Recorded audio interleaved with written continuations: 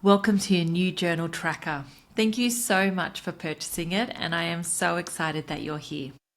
When you have clicked on the Google Sheet link from the download, this is the first thing that you're going to see. It is, as you can see down on the bottom left, a README document. It has all the information that you can come back to anytime you want, from the link to this video, some quick setup steps, frequently asked questions, all the bits and pieces. What's really important to access this journal tracker is that you have a Google Drive account or a Gmail account. So if you don't have one, and it is for free, scroll right down and there is a link at the bottom that you can click through to create a new account. If you have an account, you just need to make sure that you're signed in. As you can see over here, this blue box on the top right, sign in. This tells me that I am not signed in, so I can't do anything with the journal tracker. I'm going to click this now, the magic sign in button, and get started. And voila, as you can see over here, I'm all signed in. This means I am ready to use the journal tracker. If you come across to the left, you will see this view only message. So even though I'm signed in, as it stands, this is still a journal tracker template and you cannot do anything with it, which is great because down the track, when you want to duplicate it and make another copy for another time, another month, another year, you can go ahead and do that. So to use it, you do need to click on File up here. You need to scroll down to make a copy, click on that, and as you can see straight away, it gives you the chance to name this copy document. I'm going to name it 2025 Journal Tracker and click on this blue button, Make a Copy. And just like that, you'll be in your own copy of the Journal Tracker. And you can see up here, 2025 Journal Tracker, the one that I have just named. You could go ahead and close that previous tab of the template so you don't get confused between trackers. This tracker will land in your My Drive, and if you didn't name it or want to change your mind, you can just go click on the title and delete what you want and rename it anytime, and then it's automatically saved. You might have noticed at the top of your tracker there is a yellow warning message. Don't worry, it's not an emergency, but this will pop up every single time you make a copy. It has got to do with the flower growth tracker part of this journal tracker. So all you need to do is come across to the right and click on Allow Access, and it will just make that part work every single time. This is a 12-month journal tracker. So if you come down to the bottom, all the months of the year are labeled across. And if you start clicking on them, you will notice each of them have a different color. Now you can get started with this journal tracker at any time in the year. It's okay if it doesn't start on January 1, even though all the months are there. So if you're coming into this part way through, for the particular part of the year that you're doing this, you can actually remove the months that you don't journal for. So I can come down and click on the January tab, that little down arrow, or I can right click on the name and then scroll right up and click delete.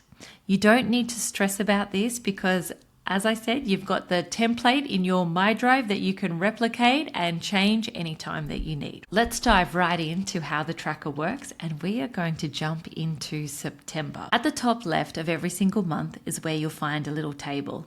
This is where you'll add your name. I'm just going to add a name and press enter so that my tracker is named. You'll see the month is already written there, and then underneath is a spot for you to put the year. This is really important because when you press enter, it will sync up the days of the week for the year that match the actual date of the month. So if I put 2026 and hit enter, I can see the days of the week sync up to each date of the month. All right, I'm going to pop it back to 2025. Coming across to the middle, you'll see the name of the month as well as an inspiring quote. This is like a quote of the day. Each day you'll get a new one, and they're designed to inspire and encourage you along with your journal practice, with your listening to the answers within, and being on a journey of personal growth and discovery. Across to the right, we have the progress wheel, and that gives you a snapshot at a glance of the total days that you've journaled. Scrolling down a little, you will see your journal entries in full bloom, from pages to petals. This is where for every day that you've journaled, each day that you check off, it is represented by a flower. So you can see the flowers appear. This journal tracker is an extension of your normal journal practice. First, you need to journal for yourself in your own notebook. After you have journaled, you come to the tracker, you check off your day, see the beautiful flower appear, and then record your main takeaway or insight. It's sort of like, what have you discovered from your journal session? What did you learn about yourself? Or what's your main thing that's on the front of your mind? And this is where you record it under the journal insight. Then we come across to the other side of the tracker where it gives you this space to record your intention. From your discovery, what's the one thing that you're going to do to move yourself forward? And it's one small step. Your intention might be something that you've already come up with from your journal entry, or it might be something that you add in as you're filling out this tracker. Either way works, it just depends on how you actually journal. As you can see, as we scroll down on this particular month, there are a couple of days that have been missed and then a few more missed towards the end. It's actually okay. I like to see journaling like catching up with an old friend. It doesn't matter how much time passes. When your pen meets the page again, it's like no time has passed.